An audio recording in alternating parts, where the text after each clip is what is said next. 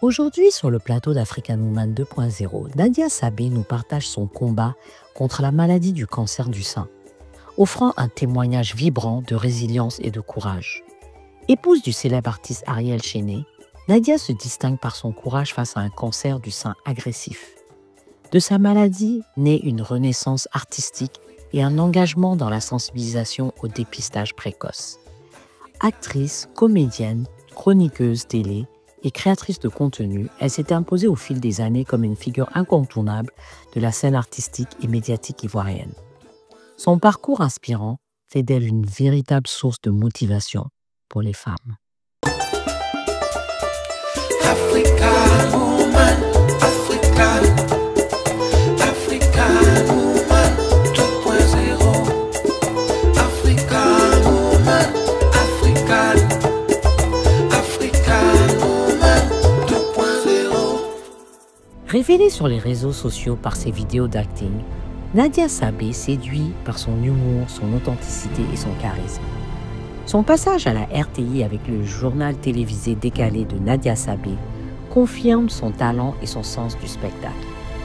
Toujours en quête d'innovation, elle multiplie les projets, théâtre, cinéma, télévision, et lance récemment le festival L'An 2000 Shows, un hommage vibrant à la musique et à la culture ivoirienne des années 90 à 2000. Ayant su affronter un cancer avec force et dignité, elle transforme l'épreuve en moteur d'inspiration et partage son expérience pour encourager et sensibiliser. Aujourd'hui, Nadia motive une nouvelle génération de femmes africaines, libres, déterminées et fières de leur parcours, célébrant la vie à travers l'art, la culture et la solidarité. Bonjour Nadia. Bonjour. Un plaisir de te recevoir aujourd'hui sur le plateau d'African Woman 2.0 pour parler de cancer du sein dans le cadre d'Octobre Rose. Mais on va commencer d'abord un peu avec ton parcours. Parle-nous de ton parcours. Comment tu es arrivée dans les médias? Oula, par pur hasard. Hein, Ah bon, hein? Oui, parce que j'ai commencé déjà sur les réseaux. J'ai commencé à faire des contenus, un peu du acting. D'accord. Après, je me suis fait former. Ensuite, j'ai intégré la RTI. D'accord. Et c'est parti comme ça. Mais de jeune, est-ce que ça t'intéressait? J'étais beaucoup intéressée par l'art, par contre. L'art. L'art, en Mais général. pas les médias, pas Pas particulièrement. vraiment, non, pas vraiment. D'accord. J'aimais bien, Oui, mais vraiment de loin. d'accord. Je voulais devenir avocate. Ok. Donc tu voulais devenir avocate et tu te retrouves à la télé. C'est ça. Bon, c'est pas mauvais, mais bon. Et donc maintenant tu commences à la RTI. Comment ça se passe? Ça se Parle-nous passe un peu de... super bien. Ouais. Monsieur Andjou, rédacteur en chef de CNZ, qui était un fan, voilà, de ce que je faisais. Mhm. C'était bien, l'intégration était bien. D'accord. Voilà, tout se passait super bien. Et après, c'est parti comme ça. J'ai intégré aussi le rôle de femme avec Myriam Da Silva. Bien sûr. Et puis voilà. Mais quand tu n'as eu aucun, bon, parce qu'on dit toujours que bien sûr, c'est pas toujours facile quand tu es dans les médias. Pour toi, ça a été easy, tu n'as pas eu de difficultés, ça va? Un peu de peur quand même, parce Oui. que quand tu sais que tu as quelqu'un à côté de toi qui est déjà une personne des médias, voilà. Ça, c'est quand tu tournais avec Mme Da Silva, c'est ça? Non, c'est pas ça, je parle plus de mon époux. D'accord, Qui est ok. quelqu'un Ah oui, déjà bien sûr. qui est quelqu'un déjà du milieu. Et moi aussi qui viens, je rentre dans ce milieu-là.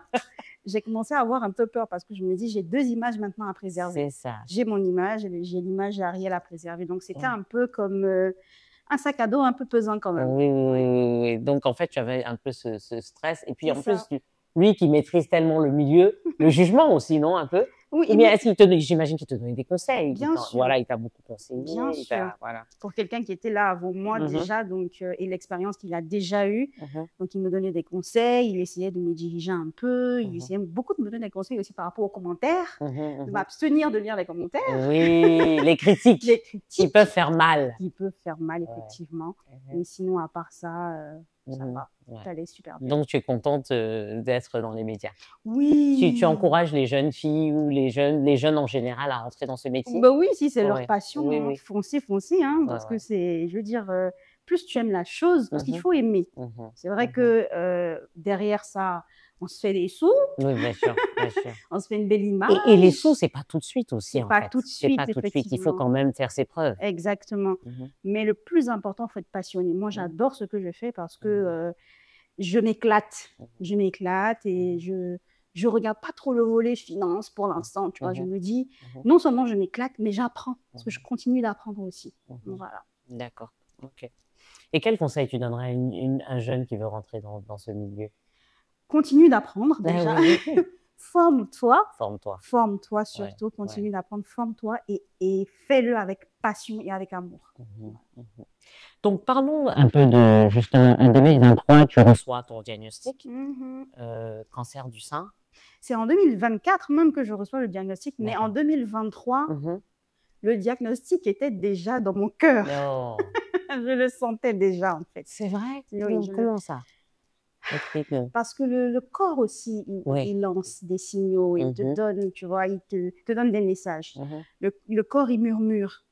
Et si tu prêtes pas attention, le jour où il crie, bah, je pense que c'est un peu trop tard. Donc, quand mon corps a commencé à murmurer, commencé à me donner des messages et tout, j'ai senti qu'il y a quelque chose qui n'allait pas. Parce que déjà, même pour une raison que j'ignore encore, je me suis auto-palpé les seins à la maison. Est-ce que c'est quelque chose que tu faisais régulièrement? Pas du tout. D'accord. Donc, tu décides parce que tu as senti quelque chose. C'est tout, oui. Il y avait quelque chose, tu t'es dit, est-ce que c'était parce que tu te sentais pas trop bien, tu étais fatiguée, tu avais mal à la tête? Non. Par contre, je me suis regardée dans le miroir et j'ai vu qu'il y avait un sein qui était beaucoup plus gros que l'autre. D'accord. Et là, je me suis dit, bon, à la base, il y a des membres comme ça qui ne sont pas pareils. Donc, mais je ne me suis pas arrêtée là. J'ai poussé quand même et c'est là que j'ai mis quand même les mains pour essayer de voir si tout allait bien. C'est comme ça que je sens une boule au niveau de mon sein gauche. Tout de suite, je prends peur parce que la seule information que j'avais de cette maladie-là, c'est qu'elle pouvait être génétique ou héréditaire. Et moi, la grande sœur de ma mère a déjà eu ça. Donc, automatiquement, mon idée va... Je ne sais pas pourquoi. Tout de suite, tu as pensé. Tout de suite, j'ai pensé à ça. Ce n'est pas parce que je voulais être pessimiste ou quoi que ce soit, mais mon idée allait directement sur ça. J'en parle à mon mari, il me rassure. C'est rien, c'est peut-être hormonal. C'est vous les femmes, quand vous traversez vos périodes rouges et tout ça, votre corps change, peut-être c'est ça. Ne fais pas des idées et tout. Après, non, je n'étais pas très convaincue. J'ai appelé le médecin de famille. Mais combien de temps tu as attendu? Bien, tout de suite. Dès que tu as senti... La même semaine, j'ai appelé le médecin de famille et quand il m'a dit de faire des examens, c'est là que j'ai attendu. Ça a été ça mon erreur. Tu as eu peur? Quand il t'a dit de faire les examens, tu as eu un peu peur? J'ai eu un peu peur quand même. Parce que tu avais peur du résultat. Exactement, j'ai eu peur. C'est souvent ça, en fait. J'ai eu peur et puis j'étais un peu dans le déni. On va dire ça comme ça. J'étais un peu dans le déni. J'ai mis au moins quand même 6 mois, presque 6 mois. Et c'est après quand j'avais commencé à avoir une douleur à ma cuisse gauche. Je faisais beaucoup de sport et moi je me dis, bon, peut-être c'est le sport.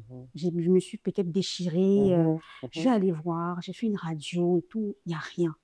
Mais je ne peux pas imaginer que c'est mon sein qui a provoqué ces douleurs au niveau de ma cuisse. Donc je vais maintenant, je fais des examens, je fais un scanner général et tout ça. Et dans le scanner, il remarque encore cette masse-là qui est grosse quand même. La masse est grosse, elle est anormale.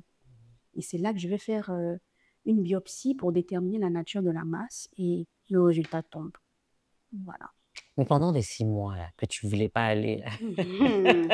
Mais j'étais dans un déni total. Oui, non, c'est clair. Mais tu n'as pas eu d'autres symptômes? Non. C'était juste que tu as remarqué que c'était... Mais c'était toujours ça, rien ne changeait. C'était toujours plus gros que l'autre. C'est tout. Le seul symptôme, à part la boule, c'était la douleur dans la jambe. C'est tout. C'est tout ce que j'avais comme symptôme. Et c'est ça qui a attiré un peu plus mon attention au niveau de ma santé. Sinon, à part ça, si ce n'était pas ça, j'allais continuer ma vie. J'allais continuer ma vie. Voilà. Et ça aurait pu être fatal maintenant. Bah, heureusement qu'il y a eu ce... C'est pour ça que je dis que le meilleur ami de cette maladie, c'est le temps. C'est son meilleur ami, franchement. Il faut agir vite. Vite. C'est pour ça que quand on dit... oui, allez-y à l'hôpital, regardez, vite. C'est vrai, en fait. C'est plus tôt on sait, plus tôt on guérit. Oui, c'est ça. Plus tôt on trouve une solution, oui, parce qu'après, c'est un peu trop tard. Oui, voilà. Tout à fait. Et donc, bon, comme tu dis, tu vas donc à l'hôpital, le verdict tombe. Qu'est-ce que tu penses quand on te dit pour la première fois? Ils ne m'ont pas dit. Ils ont donné les résultats à mon mari. Il ne me le dit pas tout de suite. Il prend les résultats, il les garde dans la voiture. Après, à la maison, il est un peu trop, je veux dire, habituellement, c'est moi qui le taquine beaucoup. Cette fois-ci, c'est lui qui me taquine beaucoup. Je dis, je vois qu'il y a quelque chose qui ne va pas, en fait. Et après, je lui dis, bon, je viens, hein. Encore mon intuition. Je m'en vais voir dans la voiture et je vois le papier, le résultat et tout. Ils ne te mettent pas cancer. Hein. Bien sûr. Pas tout de suite. Quand j'ai vu le nom, ils ont un nom. Quand j'ai vu le nom, je vais sur Internet. Je cherche.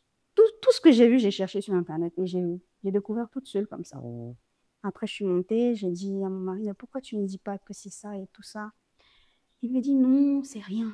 Là encore, il essaie de me rassurer. C'est lui qui est dans le déni ou c'est toi? Je crois que c'est lui qui est dans le déni parce que les gens autour de toi sont encore plus traumatisés, je pense. Il me dit non, c'est rien. Ça se soigne maintenant. Ça, c'est rien. On va partir, on va voyager, on va te soigner. C'est rien. T'inquiète même pas même. Mais je pense que lui, tout de suite, je pense qu'il n'avait pas encore réalisé.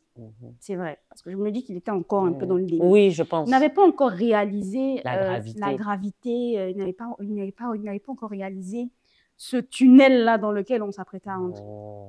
Et après, je vais au balcon, je pleure. Je voulais me retrouver seule. Je me demande, mais qu'est-ce qui n'a pas marché? Qu'est-ce que j'ai dû faire? Qu'est-ce que j'ai peut-être pas fait? Je me remets en cause. Et je me culpabilise. Si seulement j'avais réagi un peu plus vite. Plein de choses comme ça. Et je m'adresse à Dieu parce que c'est mon meilleur ami, c'est mon père, c'est mon créateur. Je lui dis, mais pourquoi? Pourquoi moi? Pas les autres, mais... À ce moment-là, oui, bien sûr, tu te dis, mais qu'est-ce que j'ai fait? Et après, tu te dis, bon, ben ok, il n'y a pas de problème. Si c'est là-bas que je vais rentrer, si c'est dans ce tunnel que tu veux me faire entrer, il n'y a pas de problème, je te fais confiance. Puis voilà. Je suis entrée dans la chambre, j'ai dit à Ariel, je suis prête. Prête de quoi? Prête pour quoi? Je suis prête à voyager. Parce que je sais que je vais... Non, pas voyager à l'extérieur, mais c'est une image. Oui, ok. À ce long voyage, en fait, qu'on va entreprendre. Exactement. Pour se soigner. Je suis prête à voyager et puis j'espère arriver à bon port. C'est ce que je lui ai dit. J'ai pleuré encore. Non, mais il y a de quoi. J'ai pleuré encore. Mais j'imagine que tu n'as pas pleuré une seule fois. Pendant tout ce temps-là, tu as dû beaucoup pleurer. Oh là là. Les pleurs... Ouais. Et j'imagine après, bon, donc tu commences le traitement. Tu étais à quel stade? Quel était le type de cancer que tu avais? C'était un peu avancé quand même, parce que ça avait touché mes os. Ah oui. Donc c'était un peu avancé quand même. Moi, je suis une miraculée. Hein. C'était un peu avancé quand même. On s'apprêtait à voyager et mon corps n'a plus réagi. Je suis vraiment tombée parce que j'arrivais plus à marcher.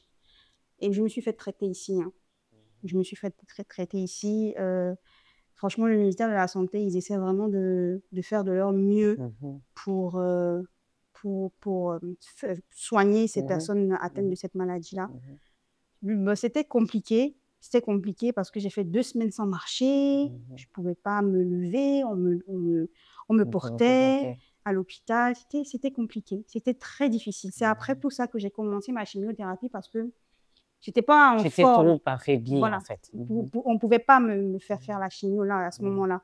Ils disaient que mes globules blancs étaient trop bas. C'était risqué. Et même quand on a commencé la chimiothérapie, ils n'étaient pas très confiants que je puisse passer 3 chimios. Ils n'étaient pas très Et comment tu as tenu finalement alors? C'est Dieu et l'amour de mes proches. C'est Dieu et l'amour de mes proches parce que je me dis, physiquement, ça ne pouvait pas être aussi facile, tu vois.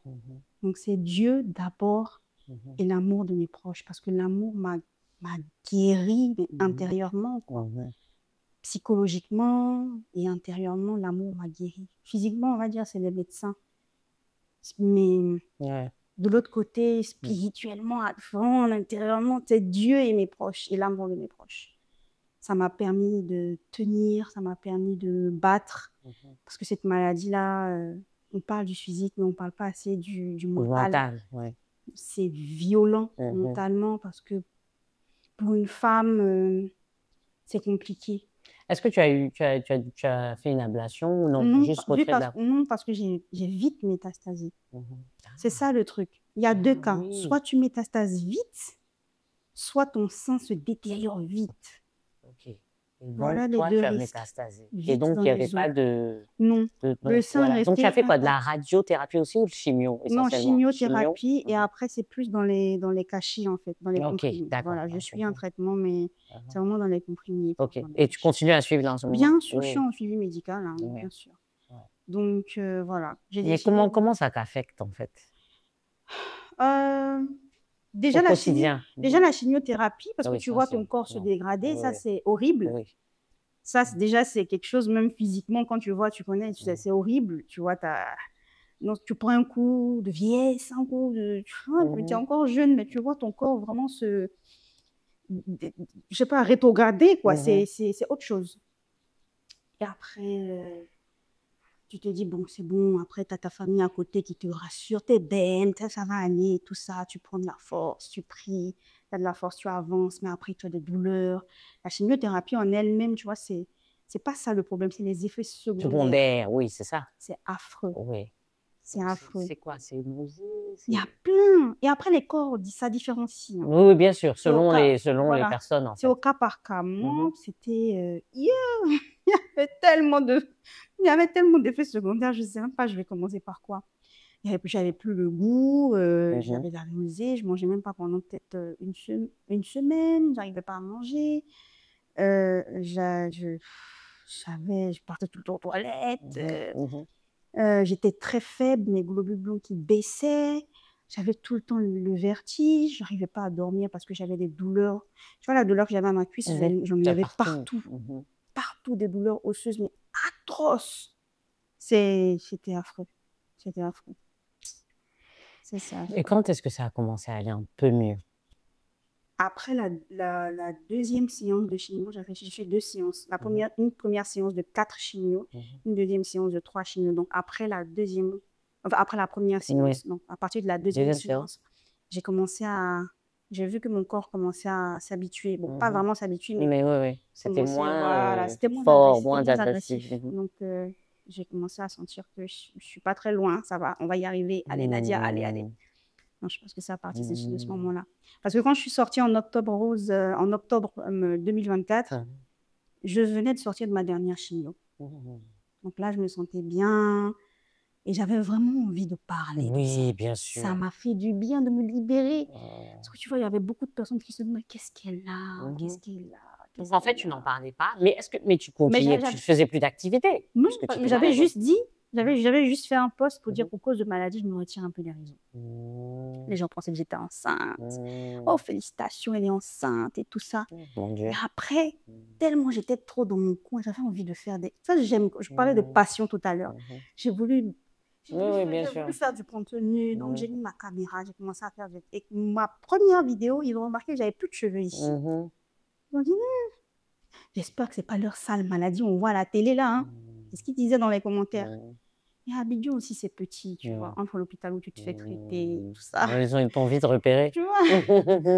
Peut-être l'infirmière, elle a dit à sa maman a dit à sa tante et tout ça. Très vite. Ça va vite. Tu peux pas cacher. Tu peux pas. Et il y a plein qui ont su comme ça de bouche à oreille.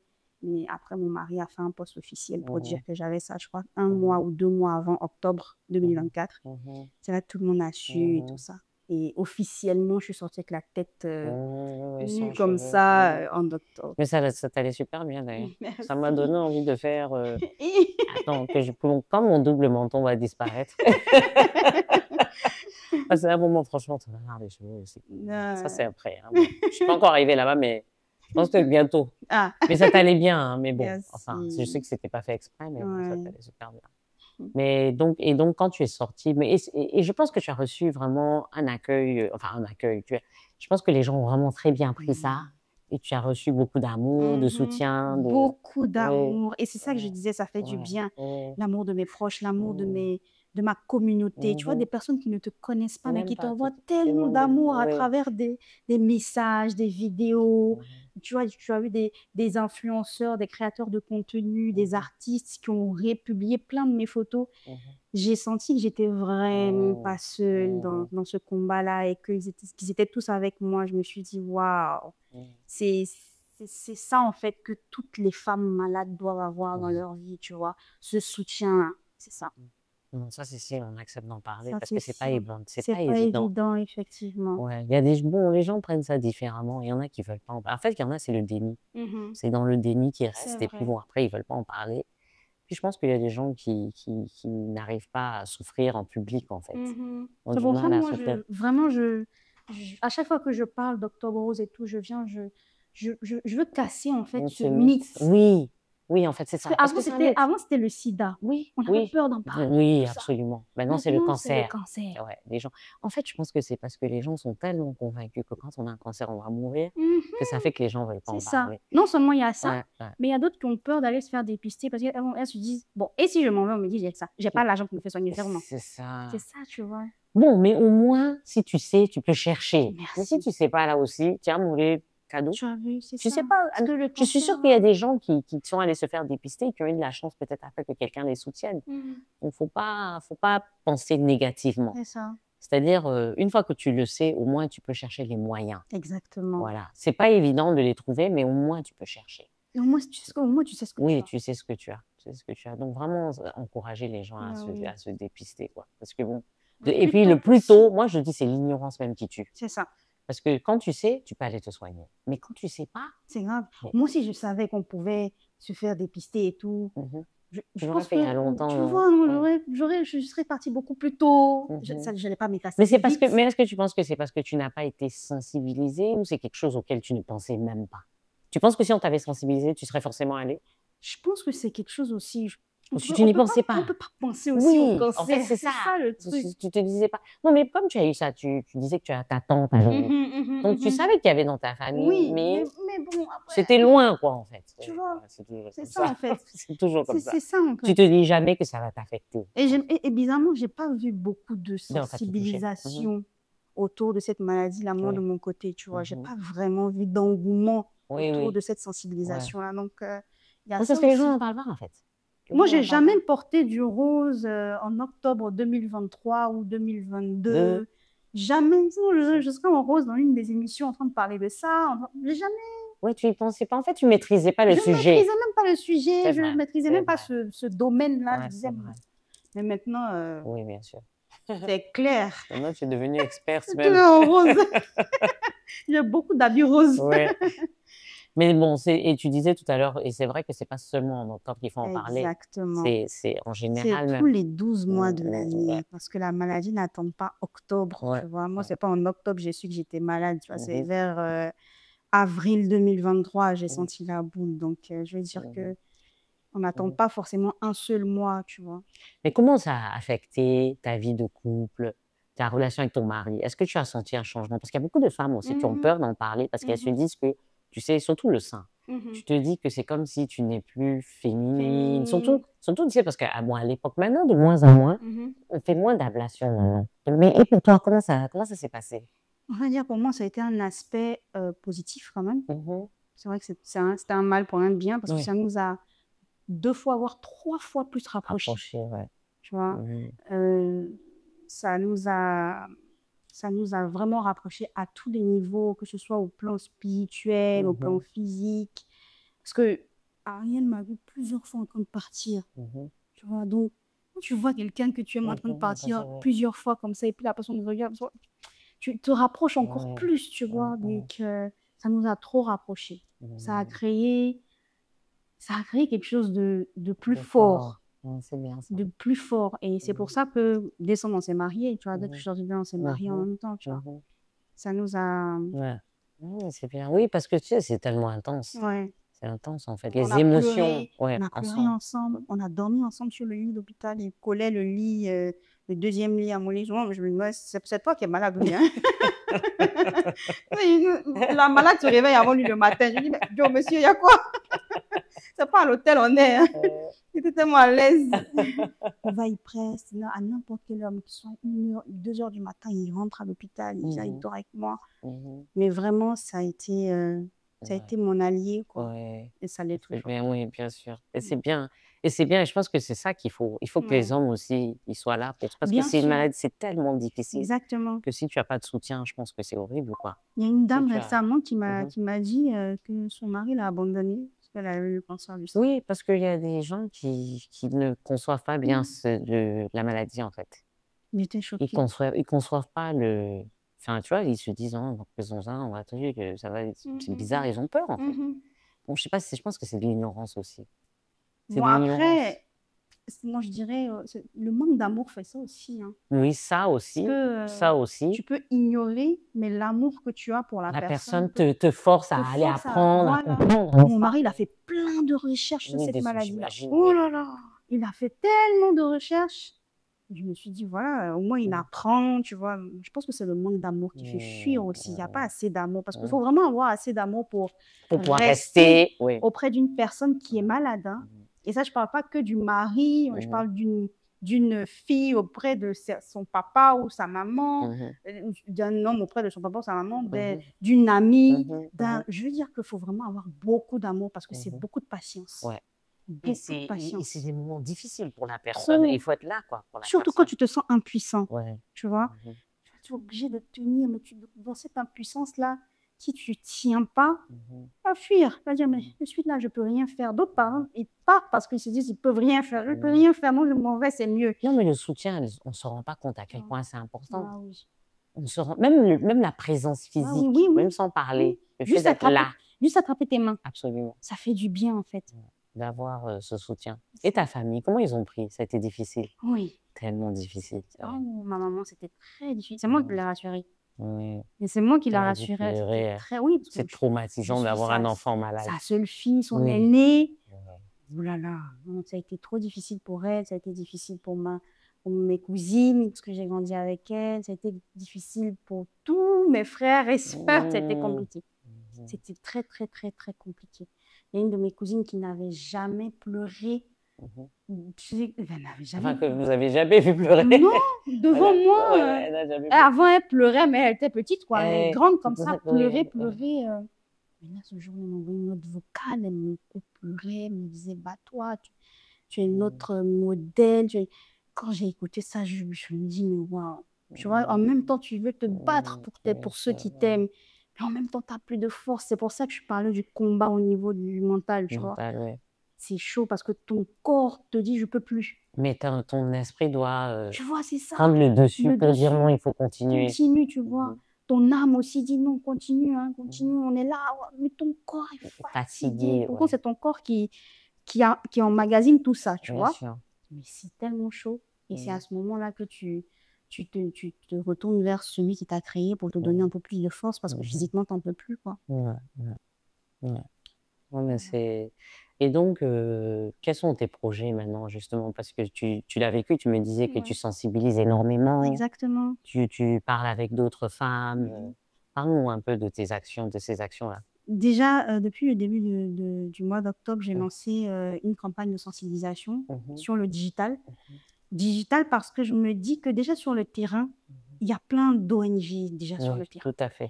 Et vu que moi, je suis une personnalité publique et que je fais beaucoup de contenu, on me remarque beaucoup sur les réseaux, je vais viser le digital. De nos jours, on scrolle plus même qu'on regarde quelqu'un de face. Absolument. Donc, mieux je pars sur le digital parce que c'est là-bas que tout le monde est en ce moment et c'est une grande famille, c'est une cour commune. Donc, cette sensibilisation vise à, comme je le disais, cette campagne vise à sensibiliser déjà nos jeunes sœurs à se faire dépister le plus tôt possible. Et aussi, on ouvre aussi des cagnottes pour des femmes qui souffrent de cette maladie, mais qui malheureusement ne peuvent pas continuer leur traitement par faute de moyens. Il y a ça aussi. Et il y a aussi la prévention aussi, pas seulement chez les femmes, mais chez les hommes. Parce que les hommes, ils se sont détournés un peu du sujet, tu vois. Ils mettent un peu trop ça dans la comédie. Ils ont des termes un peu que j'aime pas trop, tu vois, autour du cancer du sein, quand ça vient. Quand ça vient, oh, mais oui, mais venez, on va têter vos seins, les femmes, on va vous guérir et tout, etc. Ou mettez les seins au frais. Ou depuis octobre a commencé, on n'a même pas sucé un sein. Je trouve qu'ils ont un peu sexualisé le sujet. Pourtant, il y a des femmes qui souffrent, mais à un point. Il y a une femme que j'ai vue, tu peux voir l'organe qui... Tu peux voir l'os dans sa poitrine. Ça crée un trou. Et c'est très avancé. Alors, oui, quand tu vois ce genre de femme, je te dis non, je ne peux pas avoir cette manière de parler. Là, en fait. Tu peux pas, on va te donner c'est ça là, tu vas sucer ça comment? Je veux dire que ça n'a pas en fait, c'est ça, oui. Il faut comprendre, il faut comprendre le sérieux de la chose, quoi, et ne pas en rire. Voilà, tu vois. Moi-même, je suis comédienne, je ne ris pas de ça, tu vois. Pas parce que j'ai traversé ça. Oui, mais parce que c'est pas qu'ils sont pas de... Tu vois, il y a des sujets, tu ne peux pas en rire aussi facilement, tu vois ce que je veux dire. Donc, sensibiliser les hommes pour qu'eux aussi, ils aillent sensibiliser leurs sœurs, etc. Mais dire aussi que les hommes aussi souffrent de ça. Hein. Oui, absolument. Il y a des hommes qui ont eu le cancer du sein. Et même, ils ont d'autres types de cancers, prostate, enfin, il y a plein d'autres cancers. Plein d'autres comme ça, donc voilà. Donc ça, c'est vraiment un prélude de ma fondation, Solidarité Rose. Et voilà, le slogan, c'est parce qu'elles ne doivent pas lutter seules. Voilà.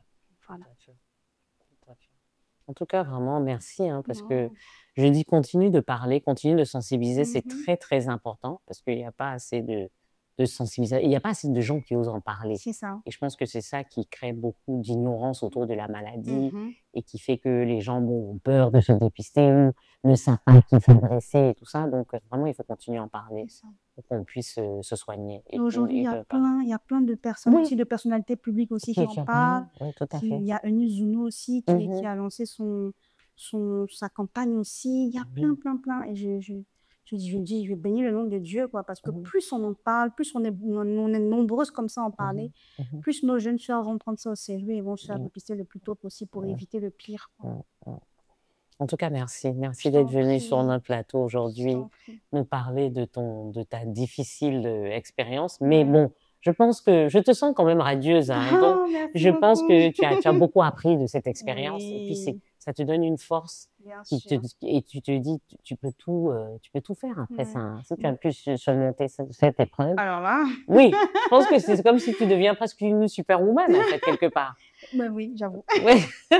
Donc, en fait, on vient à la partie du petit cadeau. Le petit cadeau, en fait, c'est... Bon, tu sais, on fait la promotion de nos entrepreneurs. D'accord. Et donc, c'est eux qui ont voulu t'offrir ça. Hein. On a dit que tu venais, ils étaient contents. Ils nous disent ça, c'est Adeba Nature. Donc, tu peux regarder. Hein, d'accord, parce qu'elle c'est des produits, elle fait beaucoup de produits naturels et tout ça. Donc, un shampoing poisonneux. Voilà.